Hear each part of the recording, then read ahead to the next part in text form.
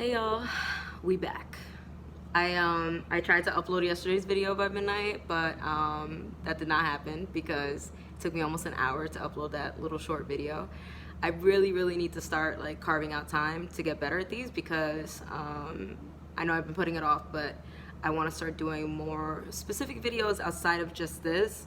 And like I said, I'm gonna see how long I keep this going, but because there's like other entries that are coming up, because turns out 2001 was a wild year. So yeah, so I need to focus on that a lot more. But all right, so I'm gonna jump in now. July 10th 2001, dear journal. Well, I felt pretty bad today because I got my period today, and that shit, man, y'all don't even know the stuff that girls and women have to go through. Thankfully, like, it's not that bad for me now, but back then when I was younger, I remember there were times like I almost passed out, like my nail beds would like be purple, like, oh my god, terrible. Okay, so jumping back, I'm kind of tired of Nathan grilling me all the damn time. And so this kid, so we had, like, you know, kitty crushes on each other for a few years, I'd say.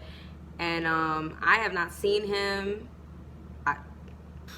I don't know, probably like, it's gotta be close to like almost 20 years. Like, I have not seen this kid mad long.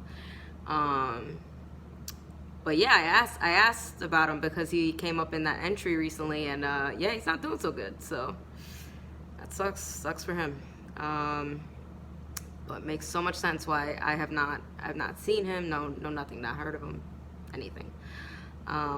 Well, today a bunch of drama went down because fat ass, and then there's a slur that I'm not gonna repeat.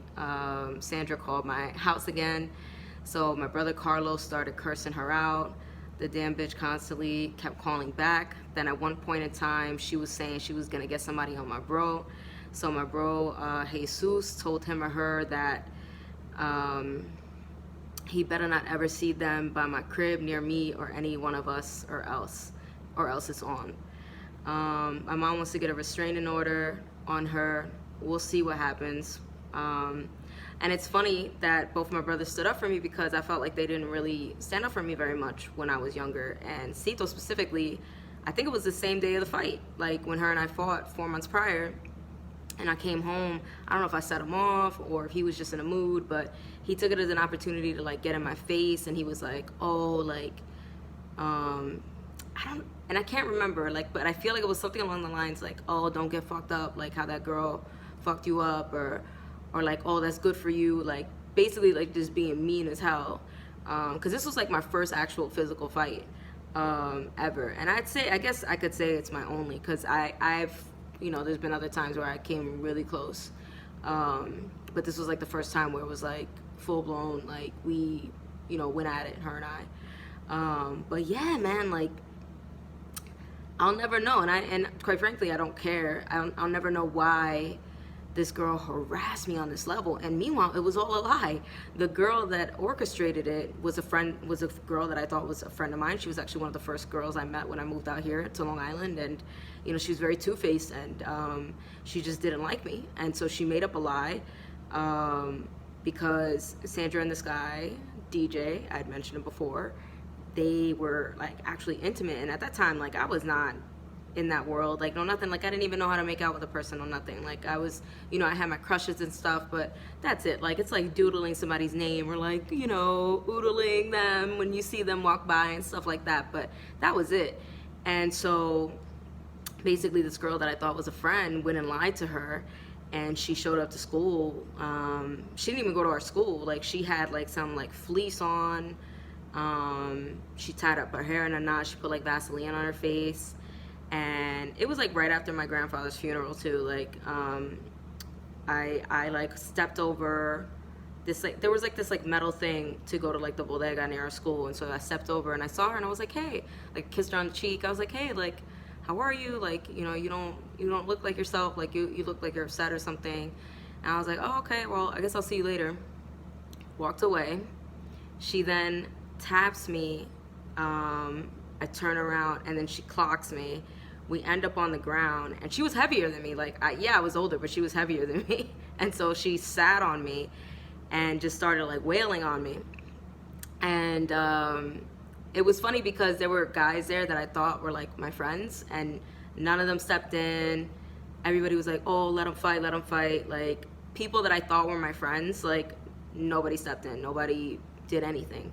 And then we got back up, we exchanged words. I think we like both like swung at each other, and I don't know who split it up after that. I have no idea. I don't even know how I got home. I don't remember anything after that. So yeah, but she just was like relentless. And funny thing is, I ran into her, and I guess it was with her kids. At like, I was like walking through a Walmart. I wasn't even living out here again just yet. I was just visiting with my mom, and I saw her and she saw me, and she gave me like the nastiest like look, as if like it was like flashback to this time period. Like, I will never understand. I will never get it, and I don't need to, but I needed to share that. I actually ran into her sister too, when I was out here visiting in the past year. So that was interesting. Blast from the past. I wouldn't call it a blast, but all right. Moving on. All right. Well, today I sat down and took the time to see Love and Basketball. When I saw Monica and Quincy, the characters in love, make love, I don't know, something hit me and it made me cry. I remember this. I don't know, it was just so romantic and beautiful. I mean, I've seen scenes like that before, but this time it just struck me. I really want my first time to be special. I hope it turns out that way. Well, that's all for tonight. Till then. And I really love this movie. Like, it was one of my favorites. Like, I watched it back to back, and my favorite thing to do was, because I barely ever had access, because remember, I didn't have my own room. Like, my mom had to do like laundry where I slept, my brothers had to walk through where I slept to get to their room, so it wasn't an actual room.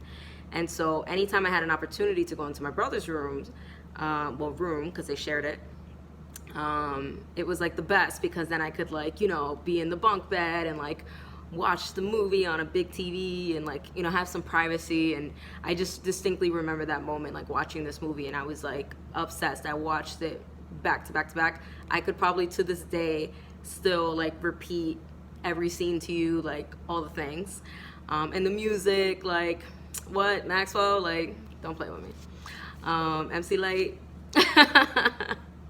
There was a lot of shit. Damn, like, this was a shorter one, but there was a lot going on in this one. So, wow, just remembering stuff that I did not remember, and probably for a damn reason. So, there we go.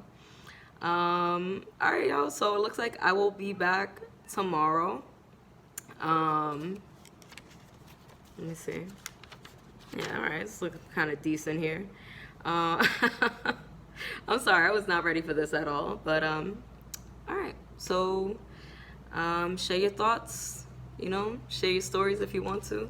It should be interesting to hear other people's stories, especially if you know you had a first fight and what that was like. But if it's traumatizing, don't relive it. It's fine. It's fine. I'm over it. All right, y'all. I'm done. I swear. Okay. Good night.